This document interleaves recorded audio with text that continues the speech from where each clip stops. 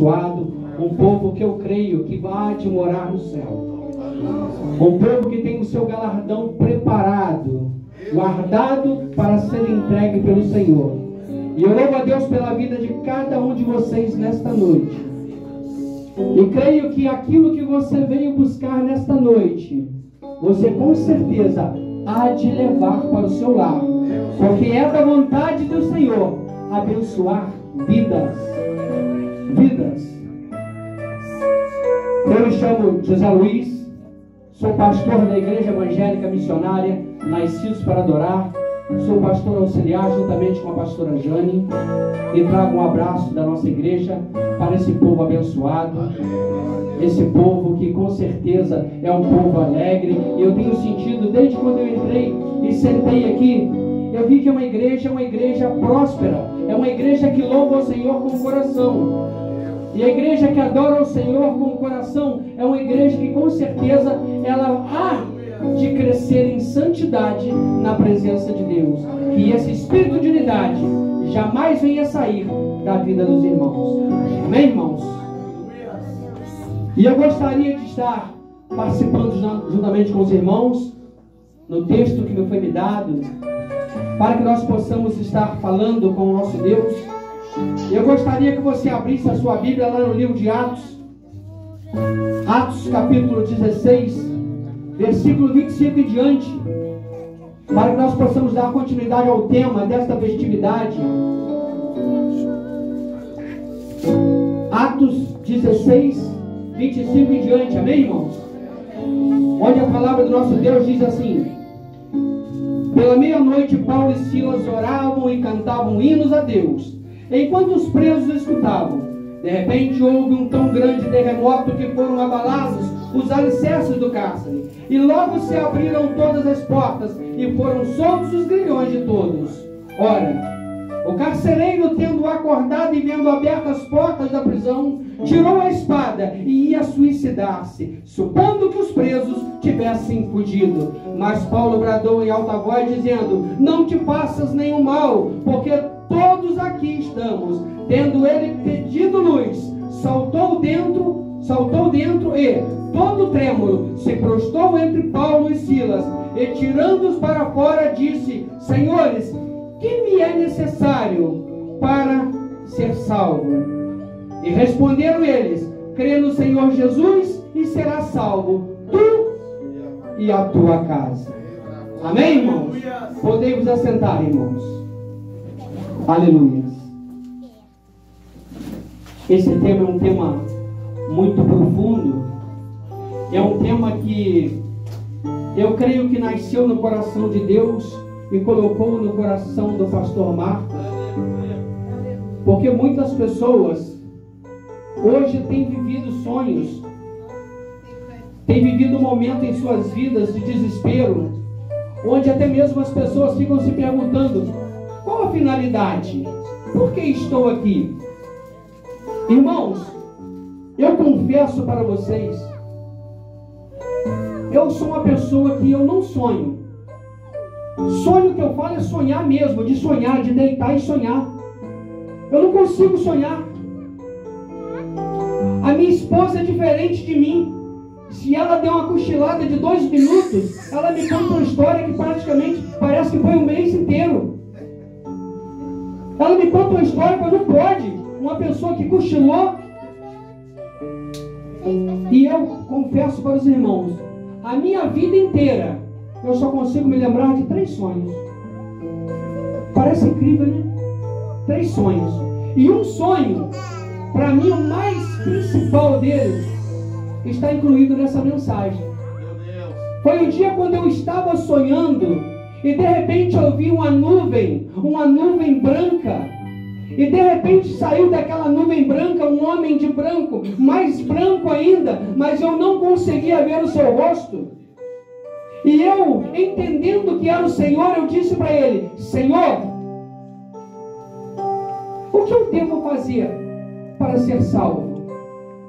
E aquela voz disse para mim assim: viva em santidade. Viva em santidade. De 3 sonhos na minha vida inteira que eu me lembro, esse é o mais principal. E a palavra do Senhor, ela vem aqui em conformidade com esta mensagem.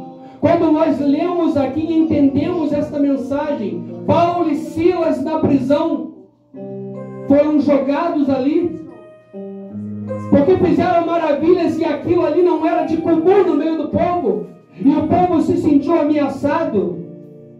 E quando eles vão para a prisão, o carcereiro leva eles, não deixa simplesmente na prisão, mas leva eles no mais alto, leva eles no mais baixo nível, leva lá no cárcere mesmo, porque o medo era muito grande que eles se soltassem, que eles fossem embora, porque eles tinham medo de morrer. Porque os líderes da época falaram: leva e prende. É como se dissesse assim: olha, está entregue na tua mão, se acontecer alguma coisa com ele, vocês vão pagar com a sua própria vida. E aquele homem com medo, ele levou para o cárcere. Mas a palavra do Senhor Jesus diz que o homem que ora, o homem que louva, ele tem a sua resposta. No momento de Deus, Deus envia a sua resposta. Deus envia a provisão. E a palavra diz que eles estavam orando e de repente o cárcere se abre. Eles estavam com seus grilhões presos nas pernas e de repente eles cantavam, oravam e de repente os grilhões se soltam, as grades se abrem e aquele homem com medo, ele se sentiu ameaçado e ele com medo, ele pensou assim: e agora o que eu vou fazer? E ele pensou em suicidar-se. Isso está na palavra. Mas aqueles homens de Deus dizem: não faça nada contra a tua vida, nós estamos aqui. E veio a pergunta, a mesma pergunta que eles fizeram para Paulo e Silas. Eu me lembro dessa pergunta até hoje na minha vida: o que eu devo fazer para ser salvo? E a palavra diz que aquele homem aceitou o Senhor. E se vocês puderem dar continuidade, vocês vão ver que aqueles homens, eles chamaram Paulo e Silas, foram à sua casa se converteu. Mas dentro desta mesma mensagem, eu gostaria de estar lendo com os irmãos lá em Atos capítulo 3. Porque talvez nós estamos na igreja e nós não entendemos qual é o nosso chamado. Mas quando a palavra diz, Atos 3, capítulo 3, versículo 1, diz assim, ó: Pedro e João subiu ao templo para orar, e a hora era a 9. Quando eu leio essa mensagem, e eu trago ela juntamente com esta mensagem de Atos 16, o que me leva a entender são frutos do arrependimento. Porque quando você olha para Atos 3, você vê aqueles homens, você vê ali que aquele homem, aquele coxo estava ali, e de repente, aqueles servos do Senhor, eles vão até o templo para orar. Eles vão para orar, e a hora era a hora 9. Mas aí você diz assim: pastor, mas o que isso tem a ver com essa mensagem? O que tem a ver? Pedro e João subiam para orar. É porque você talvez não entenda o projeto de Deus na sua vida. Talvez você não entenda o que Deus tem reservado para você. Porque quando nós entendemos essa mensagem e vemos o que aconteceu lá no Atos capítulo 3, e nós vimos esse milagre tão grandioso, onde é comentado e pregado por homens, mulheres, pastores, missionários, tantas pessoas falam: não tenho ouro, não tenho prata, mas tudo que tenho eu te dou.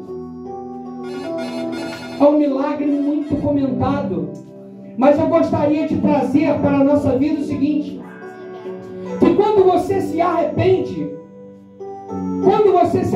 você tem que ter evidências do seu arrependimento. E o que é isso, pastor? Ter arrependimento, ter evidência. É algo que mostre que você se arrependeu.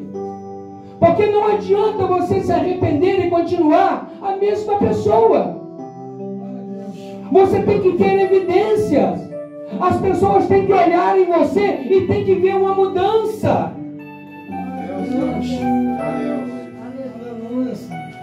O apóstolo João, ele disse assim, ó, lá em Mateus capítulo 3, versículo 8, ele disse assim, ó, produzir, pois, frutos dignos de arrependimento. Arrependimento. Evidência. Quando você tem evidência do seu arrependimento, é porque você tem vida na árvore do Senhor. É porque o Senhor, ele tem um propósito na tua vida. Como foi cantado aqui, ao cheiro das águas. Não importa qual seja a sua vida anterior. Não importa aquilo que te decepcionou, aquilo que fez com que você parasse pelo meio do caminho, mas eu quero dizer que ainda há vida aí. Ainda há vida aí. Talvez você possa dizer assim, não tem solução, não tem jeito. Acabou. Aquele homem, ele disse assim, ó, eu acredito que ele, naquele momento, ele disse assim, acabou, estou morto. As grades estão todas abertas, fugiram. Aqueles que foram confiados a mim, fugiram. Estou morto, acabou.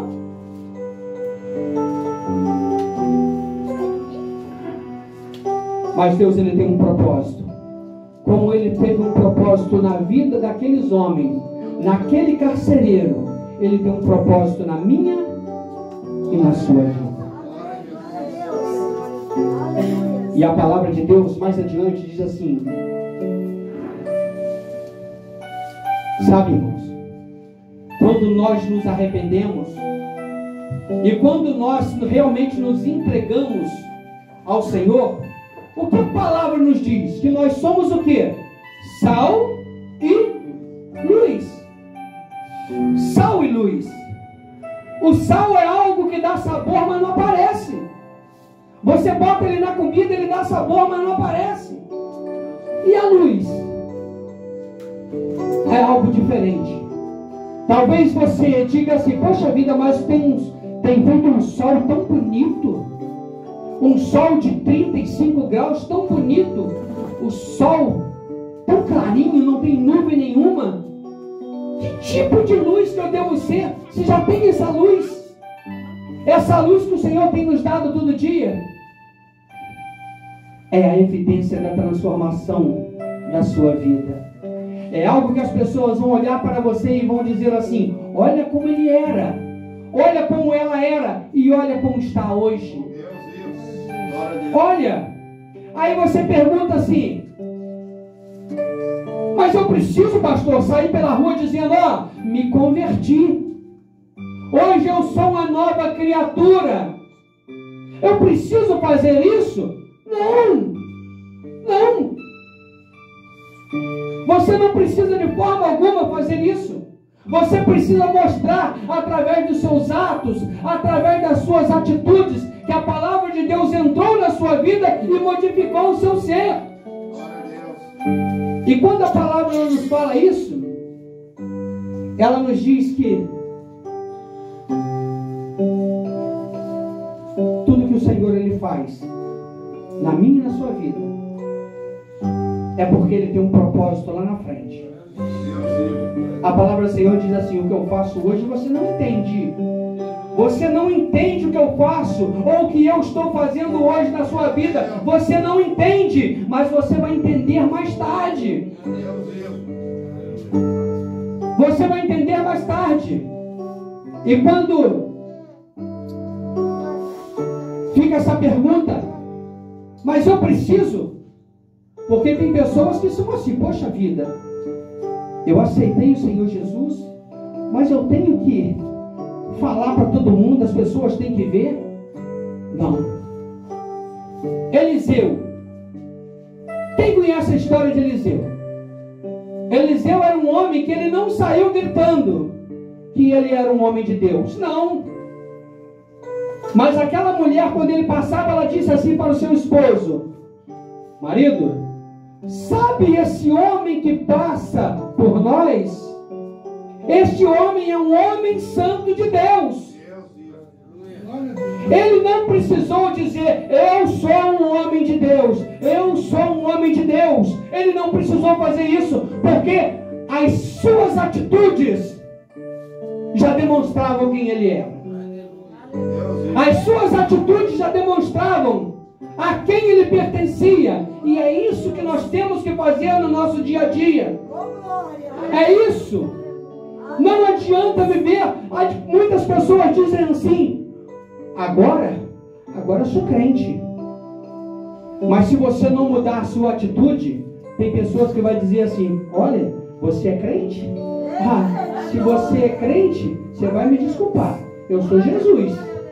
Porque você não está mostrando nada que possa identificar a sua mudança, que evidencie a mudança que Cristo fez em você. Não adianta. Mas a palavra de Deus, continuando aqui, ela diz assim. Aí Jesus pergunta assim para os seus discípulos: o que os homens dizem que eu sou? O que os homens dizem que eu sou? E eles dizem assim: uns falam que é João Batista, outros falam que é Jeremias, outros, um dos profetas. Aí Jesus pergunta: mas eu quero saber vocês, o que vocês acham que eu sou? O que eu sou para vocês? O que eu represento para vocês?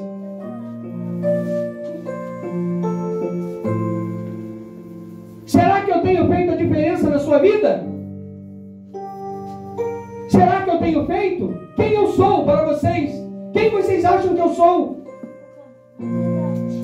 Esses homens, irmãos, eles tinham frutos. Eles tinham frutos. E eles disseram bem, João Batista, Jeremias, profetas. São pessoas que tinham frutos. Mas Jesus queria saber, poxa, eu não quero saber eles, eu quero saber de mim. O que eu sou para vocês? E fica uma pergunta nessa noite: o que Jesus tem sido para mim e para você? O que ele tem sido? Para muitos eu sei que Jesus, aqueles que não conhecem a palavra, Jesus é simplesmente um conto. Tem pessoas que ainda acreditam que a história da Bíblia não passa de um livro de histórias, que alguém foi lá e escreveu. E tem pessoas que acham até bonito, que histórias bonitas, né? Mas as pessoas, elas não entendem que esse é o manual da nossa fé. Glória a Deus. Quando nós queremos conhecer a Deus, nos aprofundemos na palavra, porque todo conhecimento de Deus, todo conhecimento de Jesus, dos profetas, estão dentro da palavra. É um tesouro que o Senhor deixou a cada um de nós, para que nós possamos nos aprofundar e possamos entender quem o Senhor é na nossa vida e o que Ele quer que nós sejamos. Pedro e João subiam para orar. Pedro e João subiam para orar. Silas e Paulo estavam orando. Lá em Lucas 9:28, a palavra diz que Jesus leva Pedro, Tiago e João ao monte Tabor, ao monte da transfiguração. E quando Jesus está orando, enquanto Jesus ora, o que os discípulos estavam fazendo? Dormindo. Jesus não te chamou para dormir. Jesus te chamou para vigiar juntamente com Ele. Jesus nos chamou para poder estar em intimidade juntamente com Ele. Jesus nos chama para uma nova vida. E quando nós lemos lá em Lucas capítulo 22, 39, são mensagens que são ligadas ao tema que nos foi dado. Jesus vai ao Monte das Oliveiras para orar, e os seus discípulos mais uma vez dormem. Aí lá em Mateus 26, 36, Jesus sobe ao Getsemane para orar. E Jesus pede para eles vigiar, para não cair em tentação. Mas por 3 vezes Jesus volta, eles estão orando, eles estão dormindo. Sabe, irmãos, aquele que não vigia, cai em tentação. Aquele que não ora, cai em tentação. Por isso que o Senhor, Ele fala, vigiai e orai. Vigiai e orai. Vigiai e orai.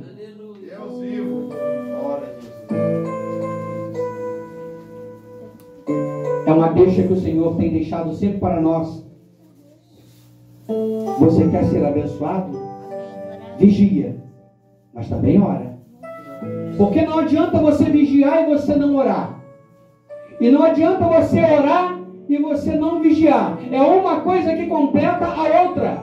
Se não fosse assim, o Senhor não tinha pedido: vigiai e orai. E a palavra diz, irmãos,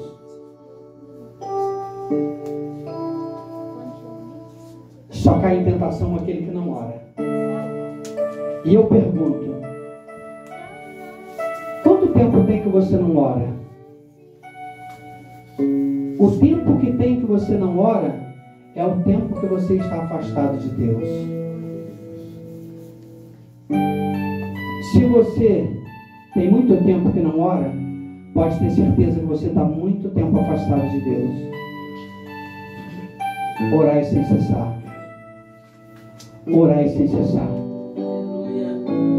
Essa semana eu recebi um vídeo, talvez ele já tenha circulado, talvez alguns irmãos aqui já tenham visto, de uma irmã fazendo trabalho na sua casa e de repente a irmã está varrendo a casa e ela pega a Bíblia e lê um pouquinho, depois continua a varrer a casa novamente.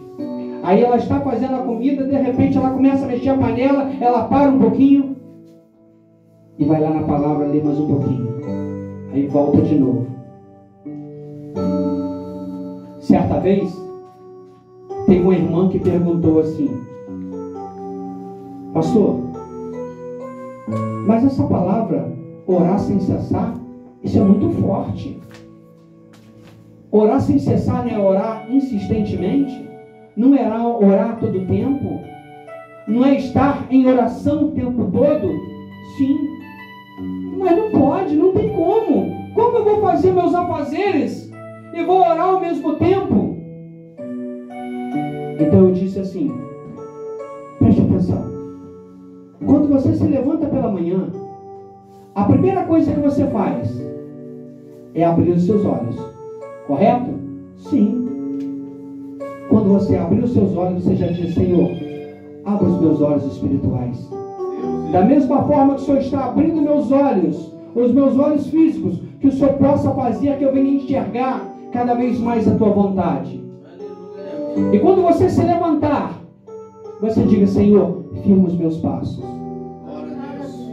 Aí você vai ao banheiro para lavar o rosto e diz: Senhor, como esta água está lavando o meu rosto, que a tua água, ela possa lavar o meu espírito, ela possa tirar toda a sujeira, para que eu possa enxergar a tua vontade.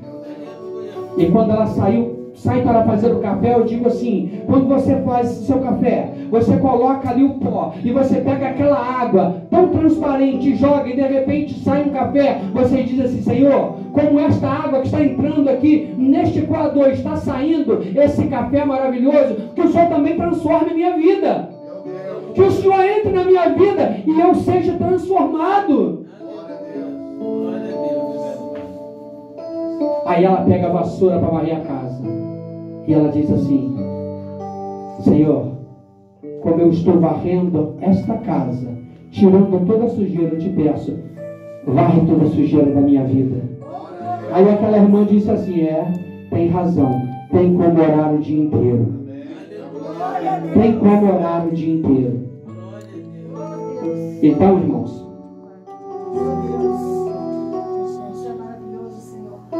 aí